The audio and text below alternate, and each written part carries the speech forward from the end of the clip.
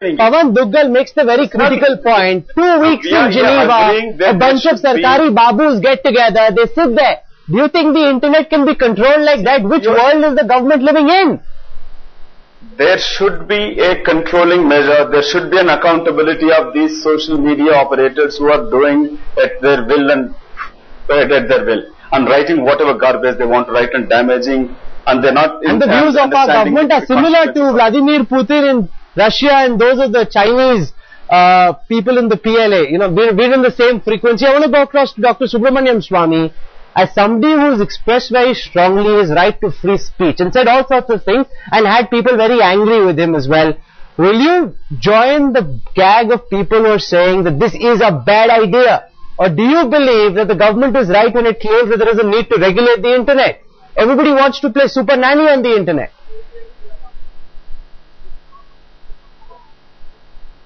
Well, it's if there's a disease, it's a question of choosing the appropriate medicine. This is the most stupid thing I've ever heard, because it violates the International Covenant on Civil and Political Rights, which the Indian Parliament has ratified, and therefore I can't see how this can have any legislative significance for us. Secondly, even if they were to do it, they'll have the Parliament to pass it. They are going to have a hard time getting it past Rajya Sabha, at least I know.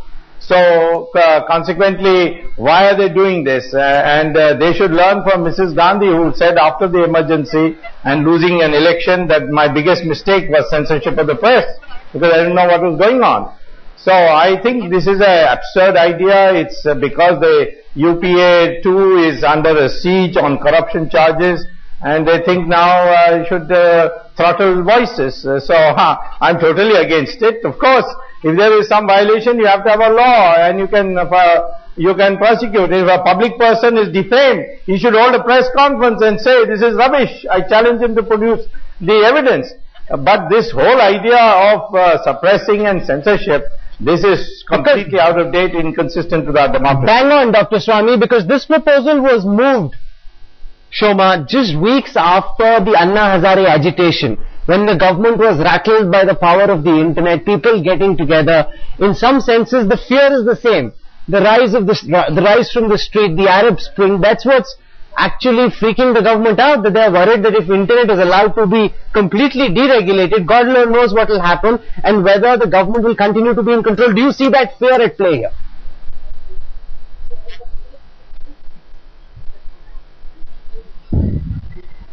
You know, I wouldn't come to assumptions, because by and large one prefers to go with the fact.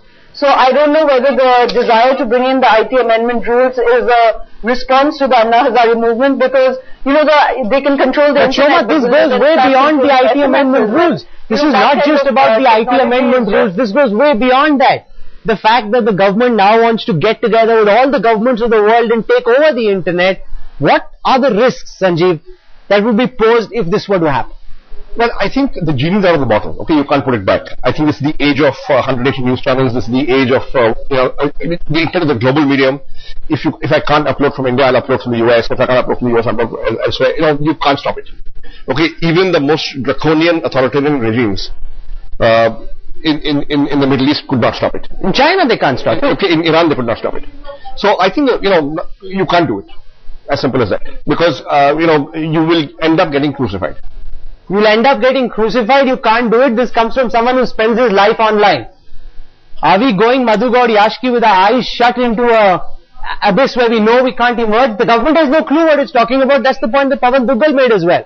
Why can't it be done? Why didn't he explain that? Because China has spent billions of dollars trying to do it, but they haven't been able to do it. The government of India thinks they can get away with it. The government of India has to realize that when it talks of its own legislation, its legislation is 10 steps behind the current technology. If your own national legislation is not in place, and you've taken 8 years to amend your own legislation the first time over, how are you thinking of controlling the global internet at a time when Stuxnet virus is one of the biggest challenges? Do you want to wait for this 2-week resort or kind of a cooling period on Geneva to find out what kind of solutions can be towards Stuxnet? By the time this happens, the entire internet would have been completely swamped with all kinds of unnecessary interventions and incidents. So I think clearly it's an unworkable scenario. Today, yes, I'm not trying to say that the existing scenario is equally good. Well, the ICANN, the Internet Corporation for Assigned Names and Numbers, has its government advisory committee. How the government intends to do this? You're saying it will turn out to be a retreat for our babus and go to Geneva for 2 weeks at our expense. My expense, mind you, Madhu, and yours as well, but then you're part of the government, so that's okay for you. But the fact is that these babus will sit together in Geneva and try and deal with problems which are changing on a minute-by-minute basis. 2 weeks in the year they'll get together and try and govern the internet. Let me quickly, I'm not part of the government, I'm a part of the ruling party, Congress party. Quickly, I want to give another example. There is a website in somewhere in Siberia, gives a story that the former Chief Minister of Andhra Pradesh died in a helicopter crash. They published a story, this Ambani brothers are behind conspiracy killing behind this accident, and this is shown by Sakshi TV. There was a riots in the state of Andhra Pradesh. They have ransacked the shops and they have ransacked the fact, and the big riots took place. How do you control this? How do you explain this? What the government, and you're reading too much into it and saying that we are completely government want to control on internet. We understand the technology and the difficulties of controlling. We are not saying completely control it. What the government is intended to do is, or proposing is, there should be some accountability of these kind of inciting malicious, malified stories which is coming on social media. There should be a control. Why do you have Press Council of India? Why do you have self-regulating measures even on the media itself? So why can't have some kind of regulatory measures that can be discussed and debated and come up in a solution where it could be in a not complete under government control. No, but that's the proposal. What you are saying is different from the proposal that's been backed by India, which is before the United Nations, which will be taken up in just about 72 hours from now. That is for 50 nations to come together and control the internet. That's the proposal that's been moved, but you've raised a very serious question. And I want to put that to Dr. Subramanian Swamy. Believing in a freedom of speech, there should be a controlling. Well, a government which removes cartoons from political textbooks, a government which wants to censor what's on social media, shouldn't be talking much about freedom of speech. As Shoma said, this is soft emergency. Please, it is not just the government, even the leader of opposition are cutting across political parties, including left parties, have decried of those cartoons. You're not explaining what kind of cartoons and what kind of message it is been sent. Okay, Dr. Subramanian Swamy, one of the interesting things is when this proposal was formally submitted before the United Nations. Rahul, may I come in on this? Yes, Shoma.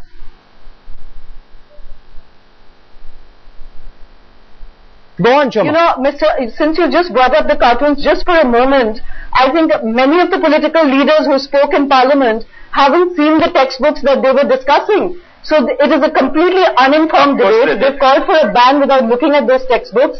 And this is precisely the kind of ignorance that is driving policy. Okay, I don't want this debate to get derailed by the cartoon controversy, which we've dealt with extensively on our channel and will continue to do so. I want to go across to Dr. Subramanian Swamy. Dr. Swamy, my concern is that when this proposal was submitted before the United Nations, it was actually moved a few days ago by Dushyant Singh, Member of Parliament from the BJP. Now, this proposal to clamp down on the internet for government to take over seems to have bipartisan support. You know, it's the entire political class which seems threatened and wants to regulate the internet. Not just the Congress party. Well, I tell you, these people, no. These people who go from various parties on the UN delegation, they are bound by the government brief that's given to them, and they are told how they should vote. Of course, Dushyant should have taken a stand and said, I am sorry, you give this to somebody else, I'm not going to be party to it. He should have said that. But generally, this is the briefing that is given before a delegation goes, that you have to go by the government stand. Now, I don't go on that. I can tell you, as part of the NDA, there is never any question of supporting this. This is a blatant misuse of power. This is the second time they are going to do it. They did it first time in 1975, came to grief for it. They'll come to grief for it again. This is not going to be our law anyway, because a resolution of the UN cannot automatically be applied in India unless it is ratified by us.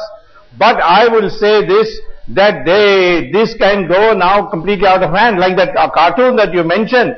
It is Jawaharlal Nehru is whipping the snail, just as Ambedkar is whipping the snail, and they made out as if he is whipping Ambedkar. Look at the cartoon, you'll know. One second, Madhu, let me lay out some facts before you. That the proposal that is currently before the United Nations, backed by the Indian government, is a proposal for a 50-member government-run multilateral body, which regulates civil society, private sector, international organizations, technical, academic groups to the fringes in an advisory role. So far they've been front and center, now they'll be in an advisory capacity. Dr. Subramaniam Swami, the government is saying we've got inbuilt mechanisms. Trust us, we will do a good job, we won't censor your freedoms. Do you believe that, Dr. Swami? In a democracy, you should never trust a government. That's the fundamental principle. Any time the government has unquestioned powers, it has misused it. We have laws, we have courts, I have myself used them. There was a time when I wrote an article a year ago in a Bombay newspaper. They said there will be riots. There were no riots. But ultimately what happened? They went to court and it all got thrown out. So therefore we should understand in a democracy there are checks and balances, and in this particular case there is just no checks at all. It's a draconian power which will be absolutely, it will be absolute. There will be no questioning. Well, I have a question for Sanjeev, It seems that the government is trying to shoot an ant with a machine gun. If there is a problem, strengthen your laws, make regulatory mechanisms work, so that if there is a defamation case against a website registered in Siberia, Madhu Gauri knows how to sue that particular website. But that doesn't mean the governments get together and take over the internet. So I agree with you entirely. You see, we must realize that we live in a world where out of 167 countries, 89 are not democracies. Another 53 are flawed democracies. Only 25 are genuine democracies. And I don't think it would be a good idea to hand over control of the last, perhaps, or the only freedom that citizens of many of these countries are perhaps experiencing for the first time, which is the internet and digital media. And I don't think that should be taken away. The internet has caused a revolution in several countries in the Middle East.